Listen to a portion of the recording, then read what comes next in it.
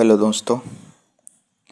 आज हम एक बहुत ही इम्पोर्टेंट और माइंड बॉगलिंग एनालिसिस करने वाले हैं।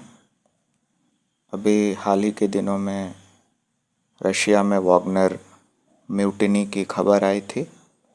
जो रशियन की मर्सनरी और प्राइवेट आर्मी है, उसके मुखिया प्रेगोजिन के बहकावे में आकर वाग्नर ग्रुप ने खबर आई थी कि रशिया में रिजीम चेंज करने का प्रयास किया है, और हम सब ने उसे अपने अपने चैनल पर कवर भी किया है। पर इस म्यूटनी का जो असली कारण रहा है, उसे अगर deeply intelligence point of view से एनालिसिस किया जाए तो बहुत ही माइंड बॉगलिंग फैक्ट्स सामने आते हैं।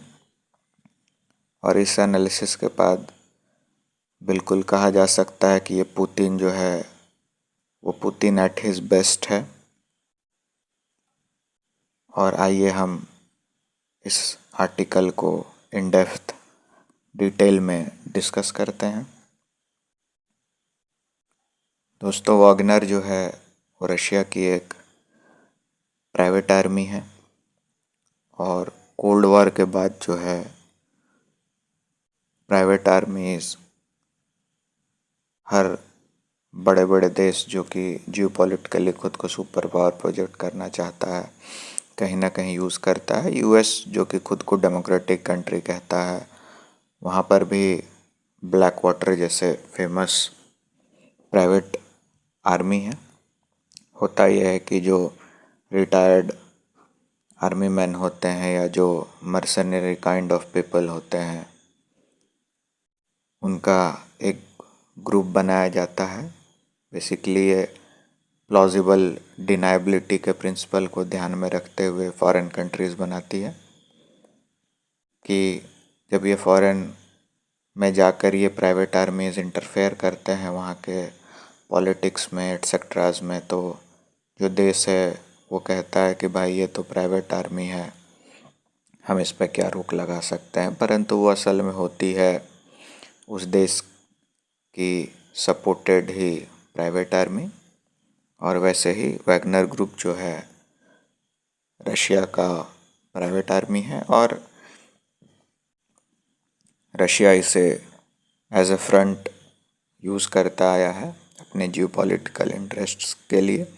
खास करके अफ्रीका में जो सेंट्रल अफ्रीकन रिपब्लिक है, माली है, सूडान है, ऐसे देश हैं जहाँ पर कि कहीं ना कहीं वेस्ट और अमेरिका के खिलाफ एक आक्रोश है। खास करके जो कॉलोनियल पीरियड में उनका इंस्लेवमेंट और जो प्रताड़ना उनको दी गई उसके खिलाफ, तो वहाँ पर इस सेंटिमेंट को यूज़ करते हुए रशिया जो है वैगनर ग्रुप के द्वारा वहाँ रिजीम चेंज एटसेट्रास के लिए इंटरफेयर करता है।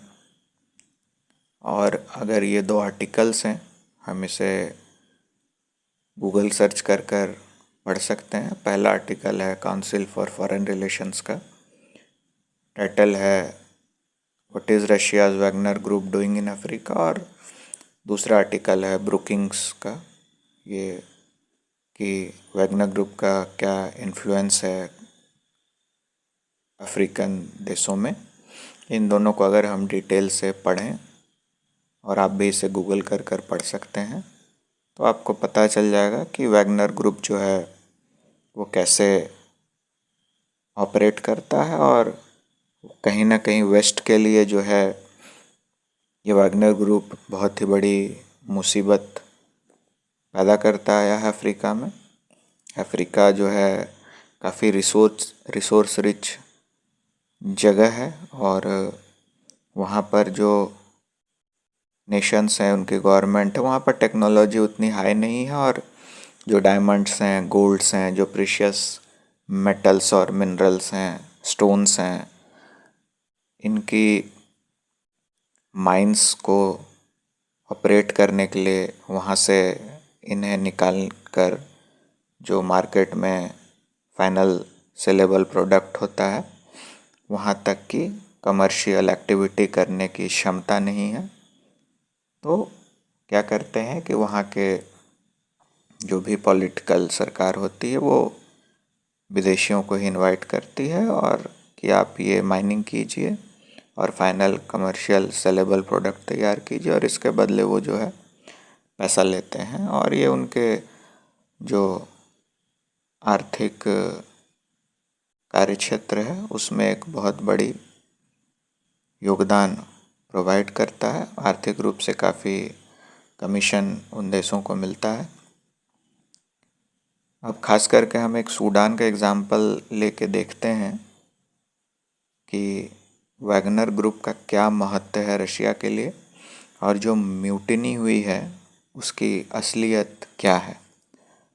तो सूडान में दोस्तों काफ़ी समय से यूएस का इन्फ्लुएंस रहा है, पर हाल ही के दिनों में सूडान में रिजीम चेंज हुआ और वैगनर ग्रुप जो है वो उस रिजीम को काफ़ी सपोर्ट करता है और उस रिजीम के जो मुखिया हैं उनके जो आर्मी है उसको ट्रेनिंग भी प्रोवाइड करता है। बेसिकली ये रशिया ही कर रहा है वैगनर को एज ए फ्रंट बनाकर। और जो वहाँ की माइनिंग है, जो गोल्ड माइंस है खास करके, वहाँ पर वैगनर ही कमर्शियल एक्टिविटी भी करता है। ये बहुत ही ध्यान देने वाली बात है कि यूएस का जो एक महत्वपूर्ण देश में एक राज चल रहा था गोल्ड की खदान पर, कहीं ना कहीं नियंत्रण चल रहा था, वो रशिया ने वैगनर के थ्रू रिजिम चेंज करवाकर और उसे कंट्रोल कर लिया। और दोस्तों हम जानते हैं कि गोल्ड का विश्व अर्थव्यवस्था में क्या महत्व है। अब ये देखते हुए कि वैगनर का इन्फ्लुएंस काफ़ी बढ़ रहा है तो यूएस की सरकार ने जनवरी से ही ये प्लान करना शुरू किया था कि वो यूएस के कांग्रेस में बिल पास करेगी और वैगनर को जो है डेजिग्नेट करवा देगी as a transnational criminal organisation. तो इससे होगा क्या कि यूएस की जो एडमिनिस्ट्रेशन है उसे ये पावर मिल जाएगी कि वो वैगनर ग्रुप को अगर क्रिमिनल ऑर्गेनाइजेशन घोषित कर देती है यूएस की कांग्रेस तो उसे लिथल वेपन से through army activities Wagner group को अटैक करके और एलिमिनेट भी कर सकती है। अब यूएस जो है इस फिराक में ही था कि पुतिन के लिए ये बहुत बड़ी मुसीबत बन जाती और पुतिन ने क्या किया कि जो म्यूटिनी है ये खुद से ही अरेंज की। जी हाँ, ये प्लान्ड एक म्यूटिनी था। इसे जियोपॉलिटिक्स के क्षेत्र में फॉल्स फ्लैग ऑपरेशन कहा जाता है। इससे हुआ क्या कि जो वैगनर ग्रुप है उसे पुतिन ने बेलारूस भेज दिया और एक क्रिमिनल ग्रुप घोषित कर दिया। अब क्या होगा कि कोई भी देश जो है वैगनर ग्रुप को रशिया का फ्रंट और प्राइवेट आर्मी नहीं बोल पाएगा। पूरी दुनिया को पुतिन ने दिखा दिया कि वैगनर जो है वो तो रशिया का ही अहित करने वाला था, रशिया में ही रिजीम चेंज करने वाला था और रशिया ने उसे क्रिमिनल घोषित कर कर उस ग्रुप को बैन कर दिया है और रशिया का अब कोई भी रिलेशन वैगनर से नहीं है। तो ये तो हो गया एक बहुत बड़ी बात कि रशिया ने अपने जियोपॉलिटिकल इंटरेस्ट को सेव कर लिया। पर इसके बाद और भी बातें जुड़ जाती हैं। दोस्तों हम जानते हैं कि पुतिन एक साधारण व्यक्ति नहीं है, वो एक केजीबी एजेंट भी रह चुके हैं और इस हिसाब से यदि हम उनका माइंडसेट देखें तो उन्होंने एक बहुत बड़ी प्लानिंग की। हमारे न्यूज़ चैनल्स पे, फॉरेन मीडिया न्यूज़ चैनल पे, इंडिया के और वर्ल्ड के लगभग हर न्यूज़ चैनल पे ये चल रहा है कि वैगनर की म्यूटिनी के बाद जो है पुतिन वीक हो गए हैं। पुतिन पर अब रशिया में काफ़ी दबाव आ गया है, उनकी सरकार गिर सकती है, एटसेट्रा एटसेट्रा। मगर ऐसा कुछ भी नहीं है, बल्कि उल्टा पुतिन और स्ट्रांग बनकर उभर रहे हैं। कुछ चीज़ों को हम एनालाइज करें तो मेरी बात बिल्कुल सही साबित होगी। तो पहला चीज़ क्या हुआ है कि खुद को वीक दिखाते हुए पुतिन ने एक समय बाय कर लिया है अपने आप को रीअरेंज करने का, मेंटली, इकोनॉमिकली और मिलिट्रली। जो उसके कंट्री में है, पुतिन ने ये न्यूज़ फैलाई है कि जो वैगनर है वो रिजीम चेंज करने वाला था और पुतिन ने बहुत ही समझदारी से काम लेते हुए उस म्यूटनी को टाल दिया है। और कहीं ना कहीं उसने एक इमोशनल सपोर्ट रशियन पब्लिक का ले लिया है। दूसरी बात बहुत ध्यान देने वाली बात है कि पुतिन ने जैसे ये म्यूटनी हुई है उसके बाद मार्शल लॉ घोषित कर दिया है रशिया में। तो एक तरफ हमने देखा कि जहां उसने इमोशनल सपोर्ट लिया पब्लिक को, वैसे वहीं मार्शल लॉ लाकर जो यूक्रेन वार से रशिया इंटरनली आर्थिक रूप से कमज़ोर हो गया और कहीं ना कहीं पॉसिबिलिटी है कि कुछ पॉलिटिकल ग्रुप्स जो हैं रशिया के, जो पुतिन गवर्नमेंट है उसे गिराने का प्रयास करें, उसकी संभावना बिल्कुल ही ख़त्म कर दी है। Under martial law Putin regime को जो है अनलिमिटेड पावर्स मिल गई हैं। और फिर इसी बीच उसने एक अमेंडमेंट भी किया है। इस अमेंडमेंट के द्वारा रशियन आर्मी को ये पावर दी गई है कि वो जो कन्विक्टेड क्रिमिनल्स हैं या जो फॉरेन मर्सनरीज हैं उन्हें भी आर्मी में भर्ती कर सकती है। अब होगा इससे क्या कि रशियन आर्मी जो है वो नंबर्स में इंक्रीज़ हो जाएगी। तो इन सब चीज़ों को देखते हुए ये बिल्कुल सही साबित किया जा सकता है कि पुतिन ने जो है एक गेम प्लान किया है। उसने अपने लिए समय बाय कर लिया खुद को रीअरेंज करने का, मार्शल लॉ लगाकर कंट्री के अपोनेंट्स को डिस्ट्रॉय करने की पावर ले ली, अमेंडमेंट लाकर आर्मी की साइज इंक्रीज करने का प्लान कर लिया। और सबसे इम्पोर्टेंट बात है दोस्तों कि हम सभी जान रहे हैं कि अभी यूएस में इलेक्शन होने वाले हैं और जो यूक्रेन कॉन्फ्लिक्ट है, जो रशिया को इतना नुकसान पहुंचा रहा है, करीब 1.5 साल हो गए हैं यूक्रेन रशिया वार के। पुतिन ये अच्छी तरह से जानते हैं कि ये जो कॉज है ये यूएस की डेमोक्रेटिक पार्टी जो है उसी के द्वारा ये वॉर किया गया है।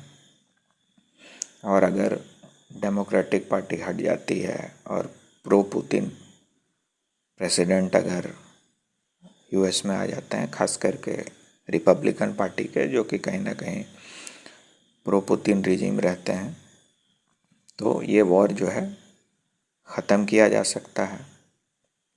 हो क्या रहा है कि यूक्रेन वॉर लंबा चल रहा है तो रशिया को आर्थिक और जो पॉलिटिकल जो वेस्ट ने उसके प्रति दुष्प्रचार किया है, उसकी इमेज खराब की है, वो तो हो ही रहा है। और कहीं ना कहीं और लंबा वॉर खिंच जाने की परिस्थिति में अब रशिया नहीं है।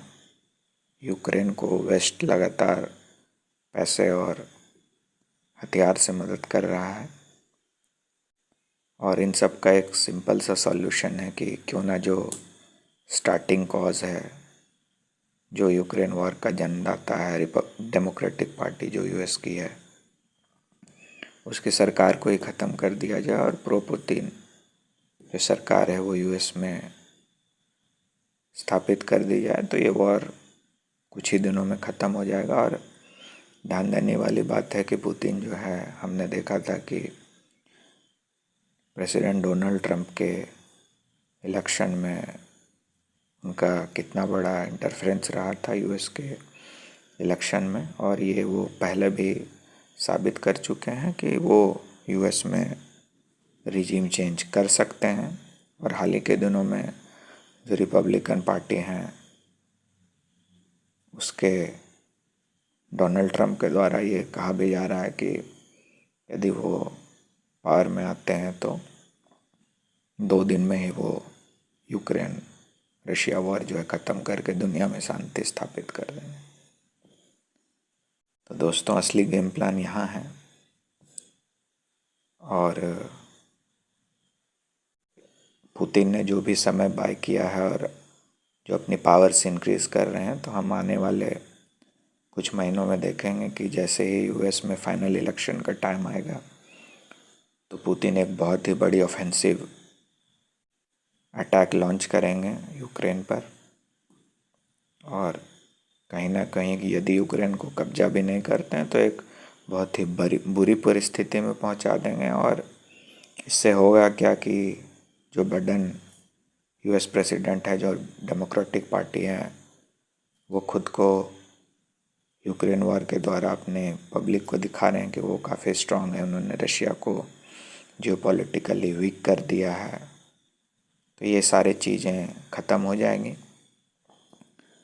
रशिया यूक्रेन पे अगर बहुत ही ज़बरदस्त अटैक करता है और उसे धाराशाही कर देता है तो यूएस में जो इलेक्शन होगा उस टाइम में ये डिस्कशन बढ़ जाएगी कि बाइडेन जो है वो फेल रहे हैं, जो डेमोक्रेटिक पार्टी ऑफ यूएस है वो जियोपॉलिटिकली फेल रही है। और फिर जो डिसइंफॉर्मेशन होता है, जो इंटेलिजेंस द्वारा होता है, उसके द्वारा और भी इंटरफेरेंस करके जो पुतिन है वो यूएस में प्रो पुतिन गवर्नमेंट स्टैब्लिश करके इस वॉर को ख़त्म कर देंगे और वापस रसिया को हम एक स्ट्रॉन्ग जियोपॉलिटिकल प्लेयर बन के उभरता हुआ देखेंगे। Thank you.